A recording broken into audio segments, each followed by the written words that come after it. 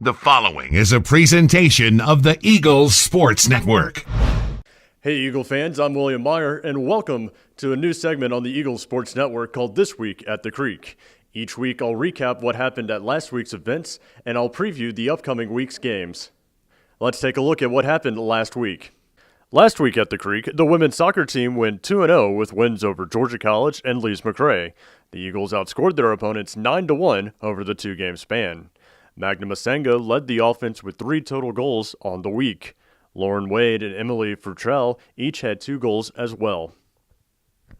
The men's soccer team had a rough start to their week with a loss to Lees-McRae by a score of 2-1 on Wednesday night.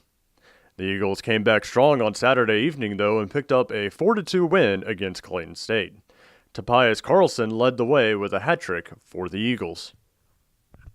The volleyball team picked up wins on the road against fellow SAC opponents Tusculum and Mars Hill this past weekend.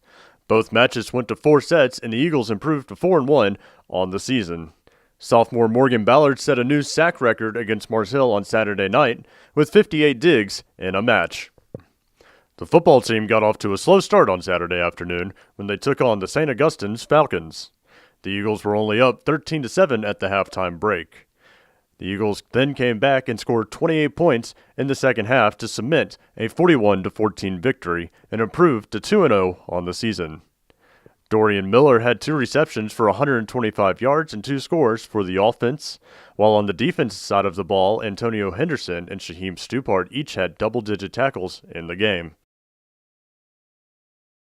The Carson-Newman swimming team competed in the Knoxville Open Water Race on Saturday morning.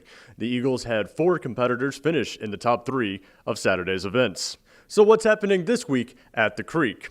The men's and women's soccer team get things started with a road contest against Mars Hill. The women will play at 5 p.m. and the men will follow at 7:30.